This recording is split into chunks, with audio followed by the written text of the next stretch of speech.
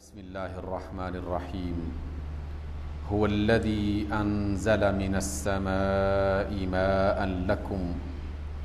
منه شراب ومنه شجر فيه تسيمون ينبت لكم به الزرع والزيتون والنخيل والأعناب ومن كل الثمرات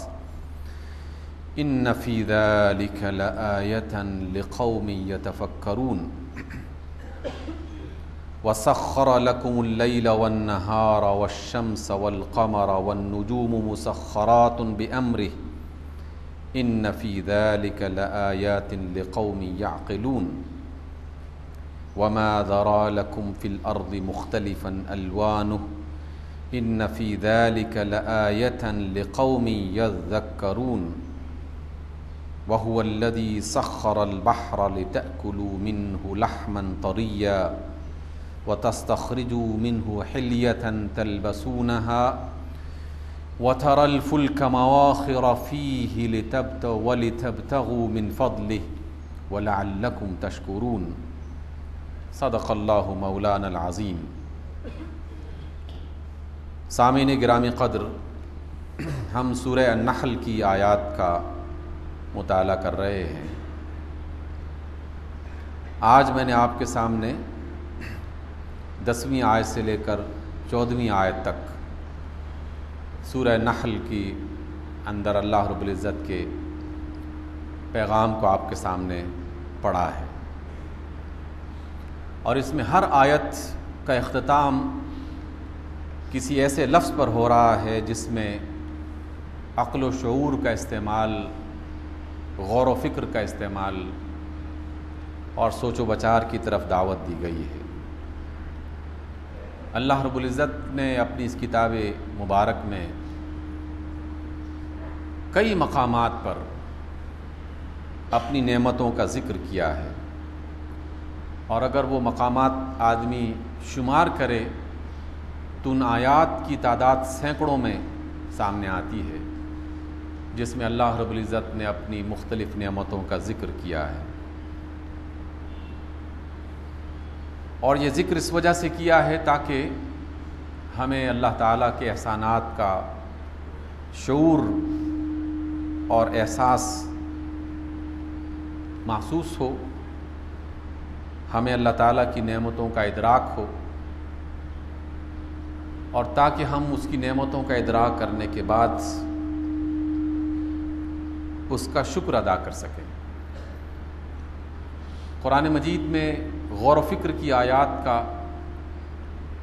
عبادات کے حوالے سے آیات کا، معاملات کے حوالے سے آیات کا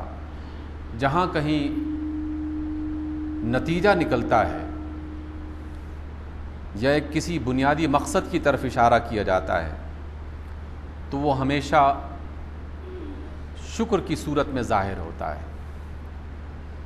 کہ غور و فکر اس لیے کرو تاکہ تم اللہ کی نعمتوں کا شکر ادا کر سکو۔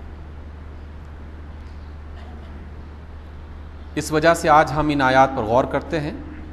سب سے پہلے اللہ رب العزت نے یہ بات فرمائی کہ هو الذی انزل من السماء ماء لکم، وہی اللہ ہے جس نے تمہارے لیے آسمان سے پانی اتارا، منہ شراب، اسی پانی کو تم اپنے پینے کے لیے استعمال کرتے ہو، ومنہ شجر، اور اسی میں سے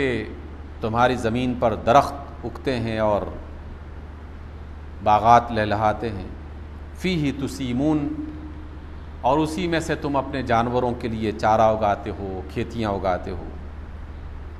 تو یہ پانی تمہارے لیے زندگی کا جو بہت ہی اہم ترین جز ہے، جس کے بغیر اس دنیا کی زندگی نہیں ہو سکتی، نہ تمہاری، نہ تمہارے جانوروں کی،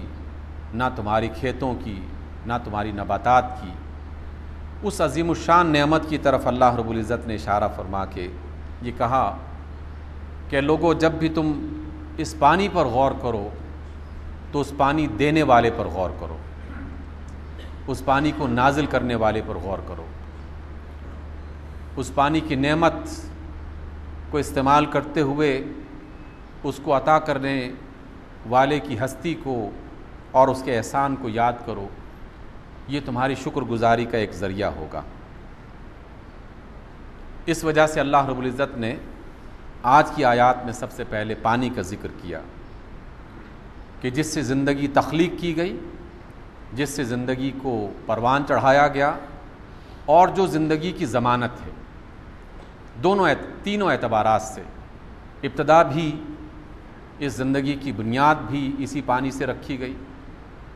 اس زندگی کو پروان بھی اسی پانی سے چڑھایا گیا، اس کو دیا گیا، اس کو ترقی دی گئی، اس میں اضافے جو ہو رہے ہیں وہ سب اسی پانی کی نعمت کی وجہ سے ہے، اور اسی پانی کی وجہ سے ہی در حقیقت یہ زندگی قائم دائم ہے۔ اور اللہ رب العزت اس زندگی کو ختم کرنا چاہے تو اپنی بے شمار نعمتوں میں سے کسی ایک نعمت کو اٹھا لے تو زندگی اجیرن ہو جاتی ہے، جبکہ پانی تو اس میں ایک بہت ہی مرکزی نعمت کی حیثیت رکھتا ہے۔ اس وجہ سے ہمیں جو بات بتائی گئی ہے اس کی طرف خصوصیت سے ہمیں غور کرنا چاہیے۔ پانی کے حوالے سے اللہ رب العزت نے جہاں مختلف نباتات کا ذکر کیا، اس میں خاص طور پر چند نباتات کا ذکر الگ سے کیا ہے۔ ویسے تو اس کے جنگلات اور اس کی زمین پر پھیلے ہوئے نباتات کے جہان اس قدر زیادہ ہیں کہ ابھی تک کروڑوں اور کھربوں کی تعداد میں دنیا میں پائے جانے والے نباتات، اس کا شمار انسان صحیح طور پر کر نہیں پایا،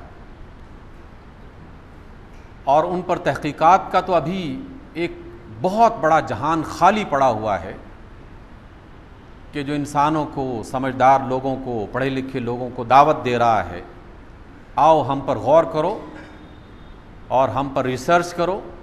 اور پھر دیکھو کہ اللہ رب العزت نے ہمارے اندر تمہارے لیے کیا کیا نعمتیں چھپا کے رکھی ہوئی ہیں۔ ان درختوں اور پودوں کے درمیان میں رہنے والی دیگر مخلوقات جو چوپایوں کی شکل میں، رینگنے والے کیڑوں کی شکل میں، اڑنے والے پتنگوں اور پرندوں کی صورت میں جو مخلوقات ہیں، جس کا تعلق بھی اسی پانی کے ساتھ ہے،